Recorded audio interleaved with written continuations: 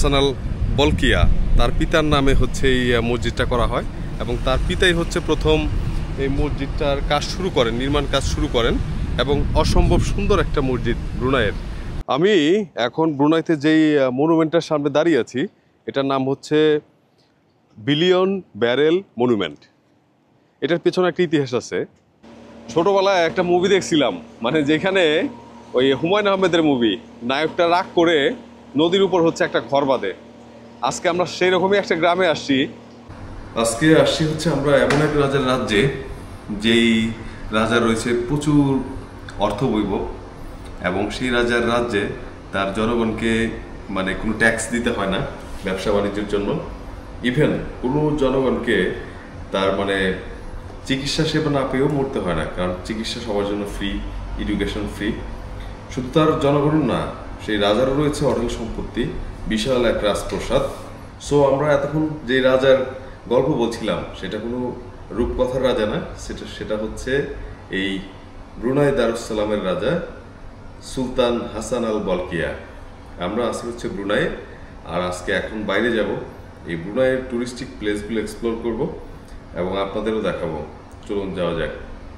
আমি এখন ব্রুনাইতে যেই মনুমেন্টটার সামনে দাঁড়িয়ে আছি এটার নাম হচ্ছে বিলিয়ন ব্যারেল মনুমেন্ট।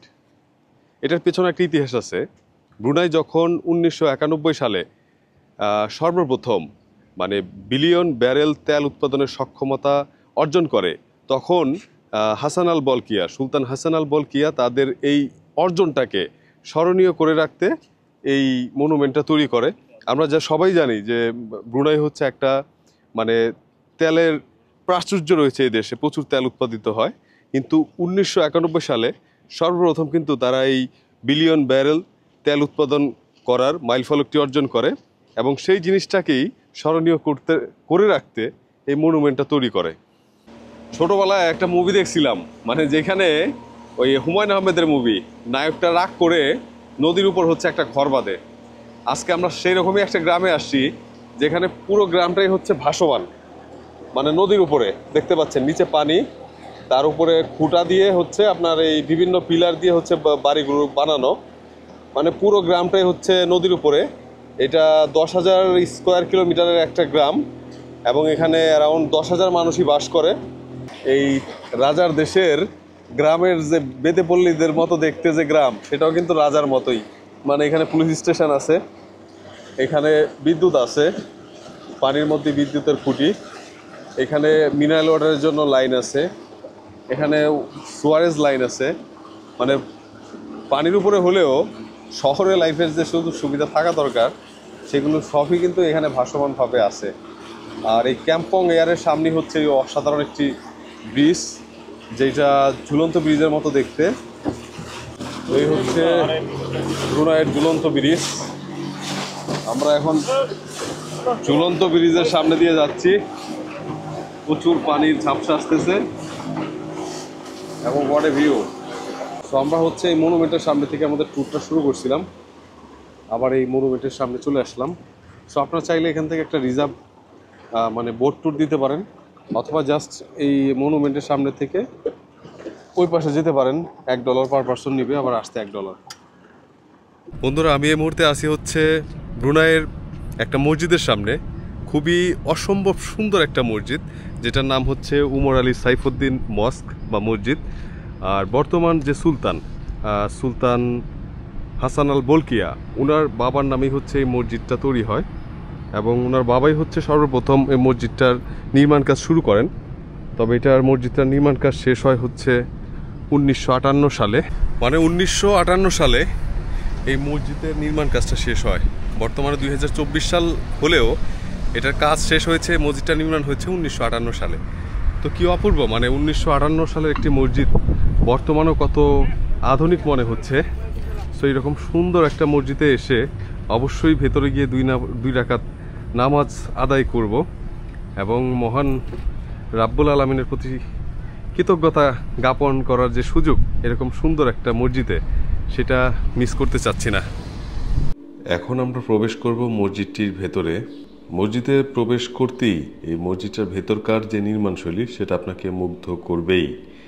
এবং এখানে ব্যবহৃত যে কার্পেট, মার্বেল এবং টাইলস এগুলো আনা হয়েছিল সৌদি আরব, চীন, ব্রিটেন সহ অন্যান্য রাষ্ট্র থেকে।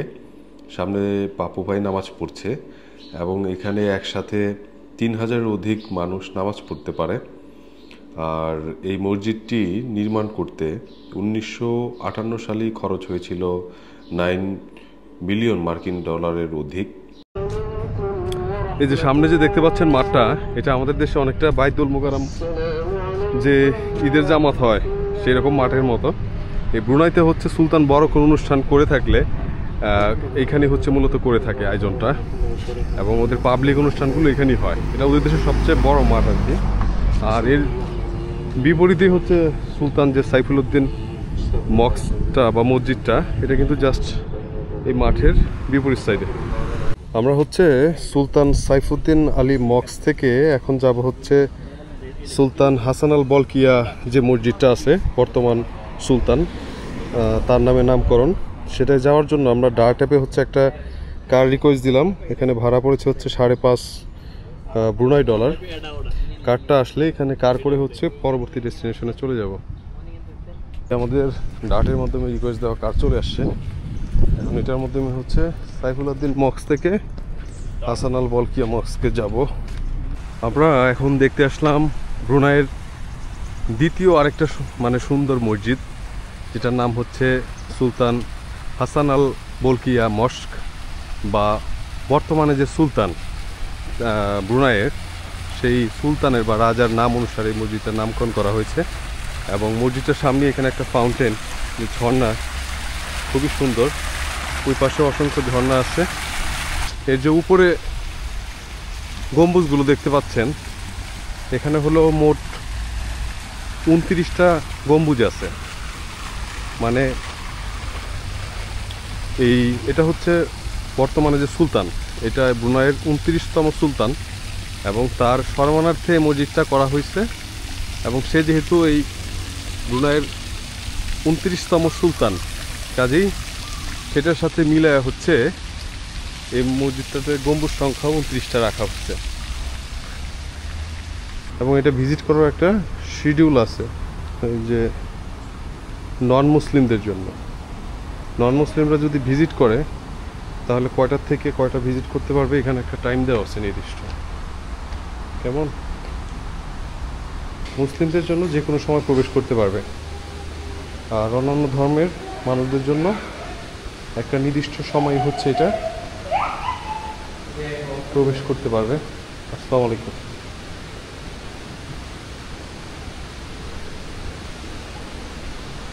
এই হচ্ছে মসজিদটার ভেতরটা, মানে ভেতরে হচ্ছে আরেকটা ঝর্ণা আছে এখানে, এবং এখান দিয়ে হচ্ছে উপরে যাওয়া যায়। সো এখানে আমার আরেকটা জিনিস নজর কাড়লো, যেটা আমাদের দেশে হয়তো সেই প্র্যাকটিসগুলো হয় না। যেমন আমাদের এখানে দেখলাম প্রত্যেকটা মসজিদেই মানে কেউ হয়তো ফ্যামিলি নিয়ে একসাথে, মানে তার ওয়াইফ এবং বাচ্চা নিয়ে একসাথে নামাজ পড়তে আসছে, এবং মসজিদে প্রবেশ করার পরে হচ্ছে ফিমেলস নামাজ পড়ার সাইড আলাদা আছে, তারা আলাদা হয়ে যাচ্ছে, ফিমেল ওজুখানা আলাদা আছে, আলাদা হয়ে যাচ্ছে, এবং নামাজ শেষে আবার একসাথে তারা বাসায় চলে যাচ্ছে। মানে ফুল ফ্যামিলি নিয়ে এই মসজিদে আসছে নামাজ পড়ার জন্য। আমাদের এই হাসান আল বলকিয়া মসজিদে অপেক্ষাকালীন সময়ই বৃষ্টি চলে আসছে। তো আমরা ডার্টের মাধ্যমে হচ্ছে আরেকটা গাড়ি এখন অর্ডার করছি, এটার মাধ্যমে আমাদের পরবর্তী প্লেসে যাব। দেখতে পাচ্ছেন বাইরে বৃষ্টি হচ্ছে। সো এখানে কিন্তু আপনার ট্রান্সপোর্টেশনটা একটু এক্সপেন্সিভ। দুইটা ওয়ে আছে, একটা হচ্ছে বাসে করে এক জায়গা থেকে আরেক ডেস্টিনেশনে যেতে খরচ পড়বে হচ্ছে $1 করে, $2 আর একটা হচ্ছে এখানে ডার্ট অ্যাপের মাধ্যমে ট্যাক্সি নেওয়া। সো যেহেতু আমরা 4 জন, ওই সেক্ষেত্রে আমাদের মানে ওই ট্যাক্সিটাই চিপ আমাদের কাছে। আর ওই বাসে গেলে আবার $1 করে $4 চলে যাবে। তো সেইখানে আমরা $5 দিয়ে ট্যাক্সি করে যেতে পারতেছি। সেখানে বাসটা অ্যাভয়েড করে আমরা ট্যাক্সির মাধ্যমে যাচ্ছি। কিন্তু কেউ যদি সিঙ্গেল আসেন সেক্ষেত্রে হয়তো বাসটা তার জন্য চিপ হবে, আর গ্রুপে আসলে ট্যাক্সিটা চিপ হবে। মানে এখানে মাত্র 2 কিলোমিটার 3 কিলোমিটারের ভাড়া হচ্ছে 400 থেকে 500 টাকা। সো রয়্যাল কান্ট্রি রয়্যাল ভাড়া, বিষয়টা মাথায় রেখেই আসবেন। আমি এই মুহূর্তে আছি হচ্ছে ব্রুনাইয়ের যে বর্তমান সুলতান বা রাজা বা রাষ্ট্রপ্রধান যাই বলি না কেন, তার যে বাসা, সেই বাসার সামনে। সো আমি আসছি শুনলে তিনি অবশ্যই আমাকে সময় দিতেন, আমি জানাইনি আর কি। তো আপনারা অবাক হয়ে যাবেন এই প্যালেসটা সম্পর্কে যদি কিছু ধারণা দেই। এই প্যালেসটা হচ্ছে পৃথিবীর সবচেয়ে বড় প্যালেস, পৃথিবীর সবচেয়ে বড় প্যালেস। দ্বিতীয়টা হচ্ছে ইউকের ব্যাকিংহাম প্যালেস, আর প্রথমটা হচ্ছে এইটা ব্রুনাইয়ের সুলতানের। আর এর ভিতর হচ্ছে রুম আছে প্রায় 1788টা রুম আছে এটার ভেতরে। আর ওয়াশরুমের সংখ্যা সেটা 257টা।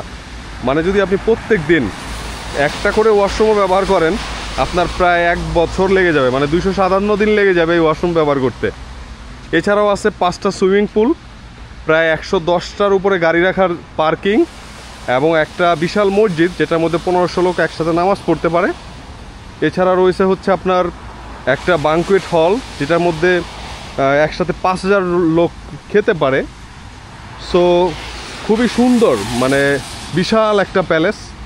এবং এই প্যালেসটা কিন্তু বছরে একটা দিন খোলা থাকে আমি ভুল না করলে, এছাড়া হয়তো আরেকটা দিন রাজার জন্মদিনও খোলা থাকে, কিন্তু ঈদের দিন হচ্ছে বা ঈদে মিলাদুন্নবী মেবি এটা খোলা থাকে, জনসাধারণরা এই বাসার ভিতরে এসে সুলতানের সাথে মিট করতে পারে। খুবই বড় এবং সুন্দর একটা প্যালেস। সো এই সুলতানের বাড়ি দেখা শেষ করে আমরা আবার ডার্ট করলাম। এখন ডার্ট করে সরাসরি ফিরে যাচ্ছি আমাদের ব্যাক টু দ্য প্যাভিলিয়ন। ভিডিওটি শেষ করার পূর্বে আপনাকে আরেকটা প্লেসের সন্ধান দিয়ে রাখি। আমাদের গাড়ির কাছ দিয়ে যে মিউজিয়ামটি দেখা যাচ্ছে, এটি হচ্ছে রয়্যাল রিগালিয়া মিউজিয়াম। এই প্লেসটিও আপনারা ঘুরে আসতে পারেন। এখানে প্রবেশ করতে এন্ট্রি ফি নেয় হচ্ছে $5 করে অ্যাডাল্টদের জন্য, এবং শুক্রবার ছাড়া সপ্তাহে 6 দিনই খোলা থাকে। আমাদের আজকের জার্নিটি এখানেই শেষ করছি। আল্লাহ হাফেজ।